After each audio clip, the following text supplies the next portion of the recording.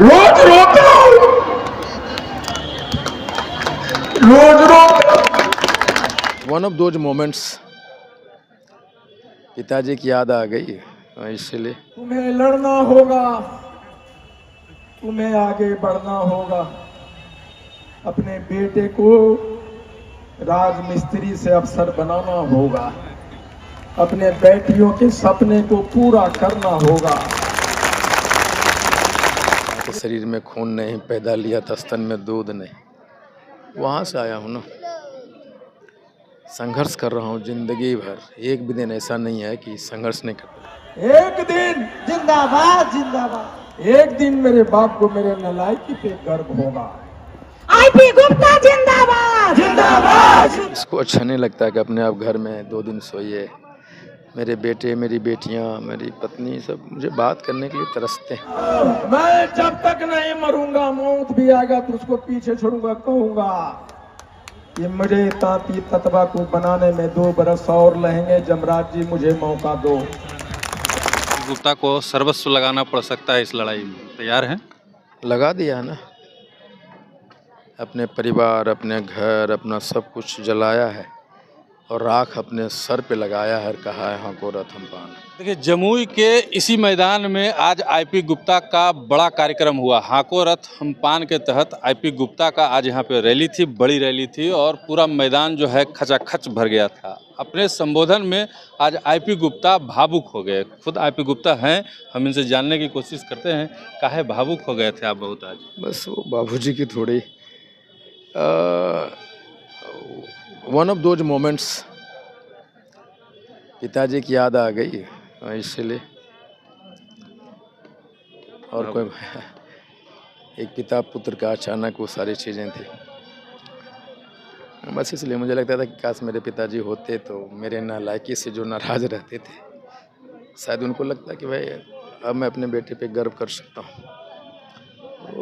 One of those moments, और कुछ नहीं। जिम्मेदारी बड़ी उठा ली है आपने, समाज आपका बहुत बड़ा है, जैसा कि आप हमेशा से कहते आए हैं। राहुल गांधी जी ने भी आपकी बात को सच माना, कहा कि जनगणना जो है यहाँ पे फर्जी हुआ, तो जिम्मेदारी बहुत बड़ा उठा लिए। जिम्मेदारी होती है। जो अपने माँ के पेट से लड़ता रहा हो, माँ के शरीर में खून नहीं पैदा लिया था, स्तन में दूध नहीं, वहाँ से आया हूँ ना। संघर्ष कर रहा हूँ जिंदगी भर, एक भी दिन ऐसा नहीं है कि संघर्ष नहीं करता। लेकिन मैं सोचता हूँ कि ऐसा क्या था कि जो हमारे कास्ट 78 साल से एक भी एमएलए ने, माननीय मुख्यमंत्री जी मिलने को तैयार नहीं, भाजपा कांग्रेस को सुनने को तैयार नहीं। हमसे जो जातियां अन्य हैं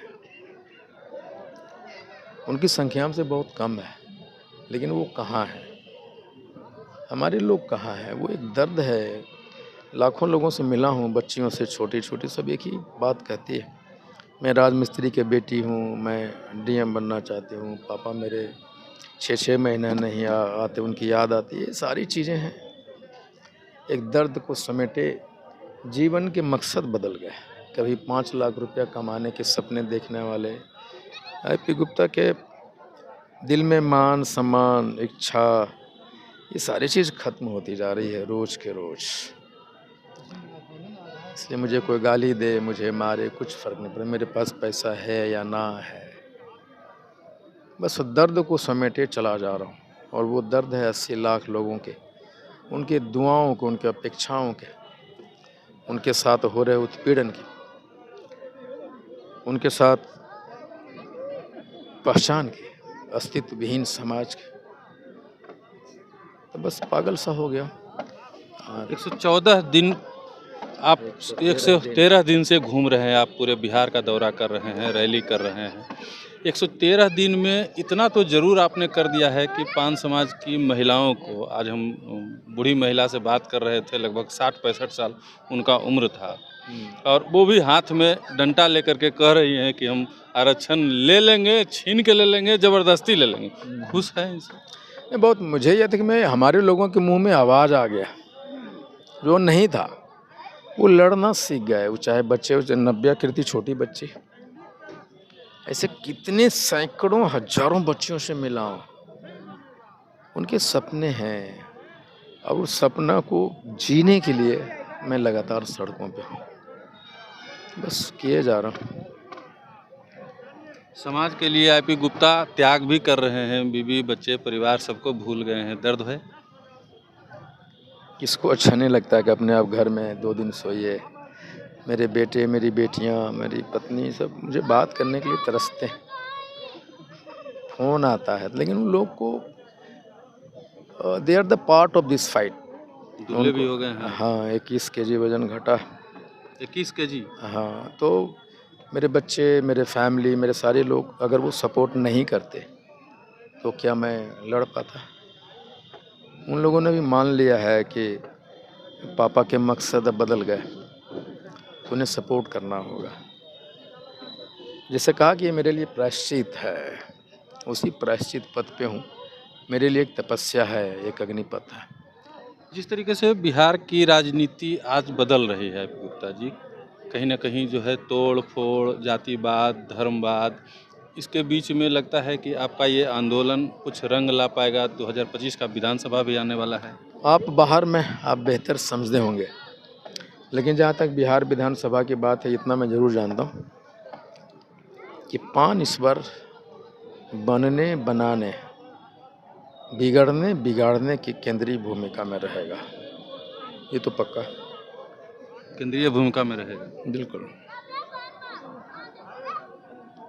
बड़ी पार्टी से पहले भी आप थे, कांग्रेस जैसी बड़ी पार्टी से थे। कांग्रेस का ही अस्तित्व अब बिहार में नहीं रहा है, कुछ हद तक कह लें तो आरजेडी की पिछलगुआ पार्टी बन के रह गई है। क्या लगता है इसमें अस्तित्व को तलाशना? पान समाज अब जाग तो गया है, लेकिन अस्तित्व को तलाशेगा कैसे? नहीं, कांग्रेस एक राष्ट्रीय पार्टी है, 99 विधायक हैं, एमपी हैं उनके। ये बात कहना कि कांग्रेस अस्तित्वहीन हो गया, ये मैं नहीं मानता। आपके पिताजी भी पहले कांग्रेसी थे, बिल्कुल। हमारे पिताजी भी कांग्रेसी थे, हर कोई कांग्रेसी था, इसलिए नहीं कह सकते। लेकिन ये ज़रूर है कि हम अपनी लड़ाई को मजबूती से लड़ते रहेंगे, उसमें कोई कमी नहीं होगा। लड़ाई कब तक चलेगी? पता नहीं, ये मुझे नहीं पता, लेकिन जब लड़ाई बहुत लंबी हो, बहुत बड़ी हो, तो संघर्ष बड़ा होता है, अपमान बड़ा होता है, रास्ते बहुत कठिन होते हैं। मैं जानता हूँ ये सारी चीज़ें मेरे साथ अभी बहुत कुछ होना बाकी है। आईपी गुप्ता को सर्वस्व लगाना पड़ सकता है इस लड़ाई में, तैयार हैं? लगा दिया है ना, अपने परिवार, अपने घर, अपना सब कुछ जलाया है और राख अपने सर पे लगाया है, कहा है हाँ को रथम पान।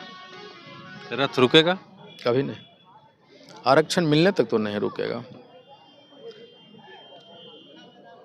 आप कहते हैं कि जेपी से भी बड़ा आंदोलन हम करेंगे, गांधी मैदान को भर देंगे। बदलाव की एक लहर जो चल पड़ी है, उस आंदोलन के बाद खत्म हो जाएगी? जब पान बन जाएगा, पान युग का निर्माण हो जाएगा, जिसके सपने हमने पहाड़ों पे चढ़ के देखे हैं, जब हम अपने, मेरा वही तो लक्ष्य है कि जब पान युग का निर्माण हो गया, आरक्षण हमें मिलेगा, तो उस आरक्षण के बाद हमारी लड़ाई दूसरी हो जाएगी। उस आरक्षण मिलने के बाद हमारी लड़ाई होगी, हमारे बच्चे डीएम, आईएएस, आईपीएस कैसे बनेंगे, उसके लिए मुझे क्या व्यवस्था होगा। गरीब माँ बाप के बच्चे कोचिंग को एफोर्ड नहीं कर पाएंगे, तो उनके लिए क्या इंफ्रास्ट्रक्चर हम डेवलप करें, जहाँ से हम एक पान फैक्ट्री का निर्माण हो और वहाँ से आईएएस, आईपीएस ये सारे लोग निकले। या it's like inclusive growth of the पान, चाहे प्रशासन में हो या सामाजिक हो, शैक्षणिक हो, राजनीतिक हो, जब तक ये समग्र विकास नहीं होगा तो हम कैसे आगे बढ़ेंगे। सिर्फ आरक्षण मिलने के बाद उसकी जो सुविधा मिली, उसके लिए हमें अपने लोगों को तैयार करना होगा कि राइट यू गॉट इट, लेकिन उसके लिए आपको पढ़ना पड़ेगा। कोई बच्चे जिसके सपने हैं वो कहाँ जाएगा, तो उसके लिए हमें इंफ्रास्ट्रक्चर क्रिएट करना होगा और उसको वहाँ भेजना होगा। चलिए, धन्यवाद आपका। देखिए, बहुत कम लोग होते हैं जो समाज के लिए अपना सर्वस्व निछावर कर देते हैं और आईपी गुप्ता उनमें से एक हैं। सब कुछ दांव पे लगा के अपने समाज के लिए, अपने जाति के लिए आरक्षण की मांग को लेकर के सड़क पे निकले हैं, खुले आसमान में निकले हैं। अब देखना होगा कि इनका यह आंदोलन कितना रंग लाता है।